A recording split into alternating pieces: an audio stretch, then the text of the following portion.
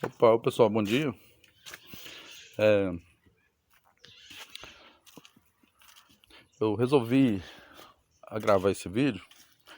Dias atrás aí eu gravei um outro vídeo e achei assim que é bom, né? Às vezes a gente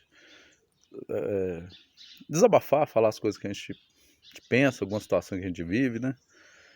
E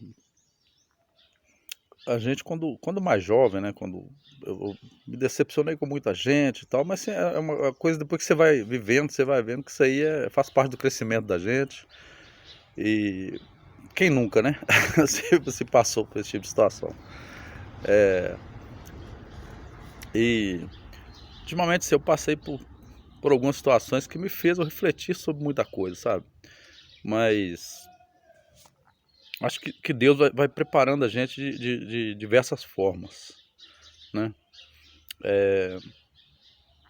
Então assim, às vezes a gente é pressionado a ir contra os princípios da gente, a gente é pressionado a abrir mão, né, das coisas que a gente pensa, porque normalmente quem pensa incomoda, né? As pessoas, normalmente o sistema em geral, a sociedade, as pessoas que estão no poder. Não, quando eu falo poder, assim, não é da impressão de uma coisa assim de teoria da conspiração e tal. Não é nesse sentido que eu falo. Mas, assim, às vezes, por exemplo, um professor, o aluno que questiona muito, às vezes ele não gosta, porque ninguém é dono do saber absoluto, né? Então, às vezes, a pessoa não tem resposta para dar na hora e a vaidade da pessoa, assim, ela quer ter uma resposta. E às vezes quem questiona muito é o aluno que questiona muito, o cidadão em geral, né, que questiona os políticos, o religioso que questiona seus líderes. Eles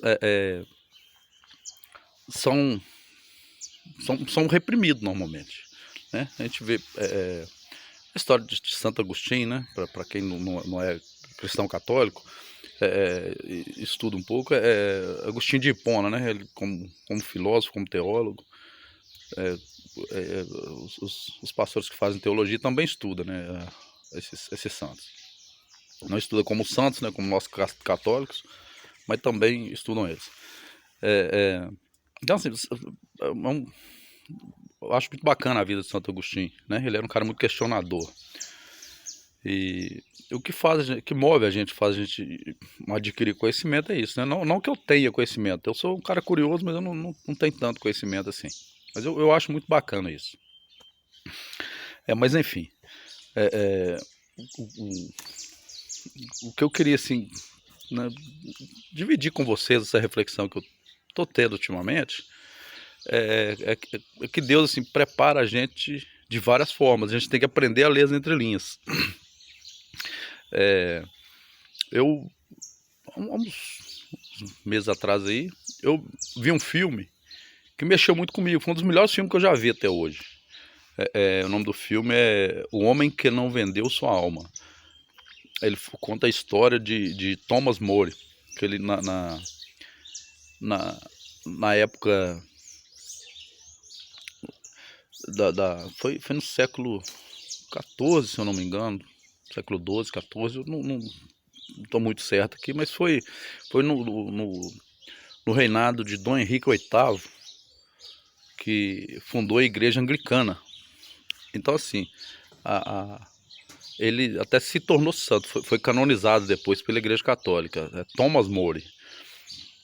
Mas a história dele é muito bonita.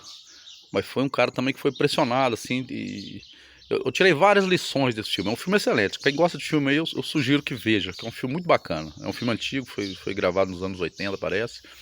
Mas é muito bom filme, muito bacana. E leva a gente a muitas reflexões, a várias coisas, entendeu? E essa é mais uma. Eu vi vários ensinamentos nesse filme. E que Deus me mostrou. Acho que é Deus preparando a gente mesmo pelas coisas que vem, né? Acontecendo. Vai acontecer no futuro. E igual eu falei, Deus usa vários meios, né? Para abrir nossos olhos. A gente que tem que pedir de sabedoria ao Espírito Santo para a gente começar a aprender a ver as entrelinhas, né? Então, assim, foi um cara que sofreu perseguição, mas ele entendeu, né, que o importante não é esse mundo aqui material, né? O importante mesmo é o mundo espiritual, porque nós estamos aqui de passagem, né? Isso aqui é uma passagem breve que nós passamos por aqui. E também eu estava vendo a vida de São Policarpo, né? Outro é um santo da Igreja Católica também, mas para quem estuda a história da Bíblia aí,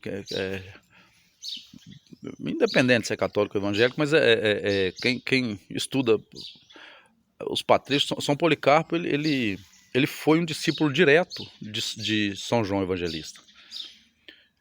Então, assim, ele não é mencionado na Bíblia, mas é um cara importantíssimo, né? Que para que a Bíblia chegasse na nossa mão hoje, foi, foi ele foi um dos responsáveis por isso, né? E ele foi também forçado a negar o que ele acreditava, a negar na fé dele, a negar o cristianismo, a negar a crença dele. E ele já estava com 80 e poucos anos e foi martirizado, né? É pretensão minha, eu, né, me comparar a esses caras, mas assim, eles dão lição pra gente, né? Então, assim, a pressão que às vezes a gente sofre é pífia, mínima, né?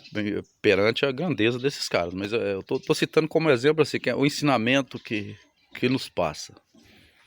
Então, a gente tira lição, né, dessas coisas. A gente vai ver na vida dessas pessoas, a gente tira lição disso. E a gente é forçado a negar a fé. A, até né, o que eu mencionei no vídeo passado que eu gravei, assim, eu não tô por acaso que eu tô gravando esse vídeo, eu não tô com pretensão de ficar gravando vídeo direto, não. É porque me veio essas reflexões e, igual eu falei no início, eu achei importante compartilhar. Mas esses caras dão lição pra gente, né? A gente vê que a gente é negado às vezes aliás, a gente é forçado a negar os nossos princípios, a negar o que a gente pensa. São Policarpo, por exemplo, ele combateu a heresia que na época, hoje a gente vê que tá acontecendo outra heresia no mundo, né? Me desculpa aos defensores da teologia da libertação, que ela a princípio aparece muito bonita, mas na verdade não é, gente. Isso aí é uma maneira de relativizar o cristianismo. E São Policarpo também combateu isso. Só que naquela época não era essa teologia da libertação, era uma heresia que falava que a vida de Cristo foi tudo uma farsa, entendeu? Então, assim, ele combatia isso, combateu, porque ele conviveu diretamente com São João, né? Então,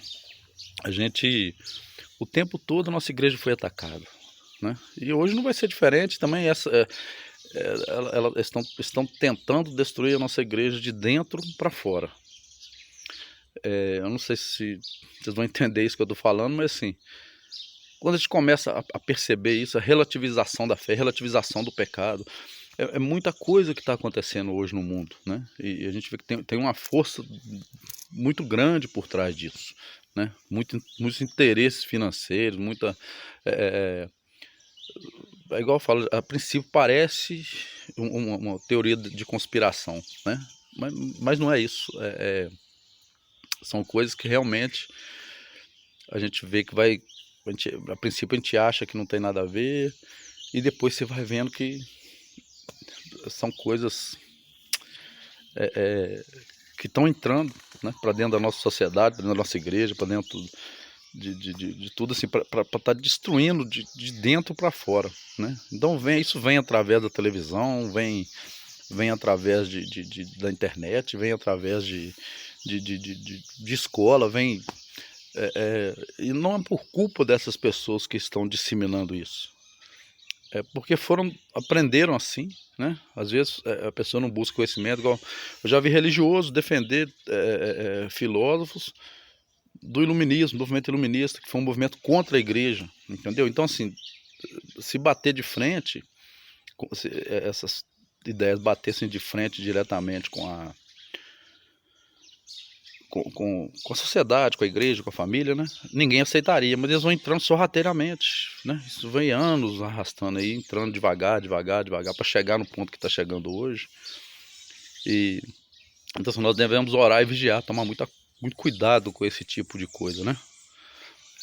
Então assim, o que eu peço muito é orações. Vamos estar sempre em oração, pedindo a Deus para nos dar sabedoria, discernimento e mostrar pra gente o caminho certo, né? Não é assim que a gente tem que enfiar a cara em livro, estudar, e não é isso, mas é pedir sempre ao Espírito Santo para nos mostrar o caminho correto, o caminho que nós devemos seguir, entendeu? Então assim, vamos orar e vigiar, né? Pedir a Deus para estar guiando nosso caminho. E eu vou terminando por aqui, senão esse vídeo ficar muito longo, já está com 10 minutos de vídeo aqui. Então, um forte abraço aí, que Deus tome conta de todos vocês. E que Jesus e Maria toque sempre no coração de vocês aí, tá bom? Fique com Deus todo mundo. Até mais para vocês.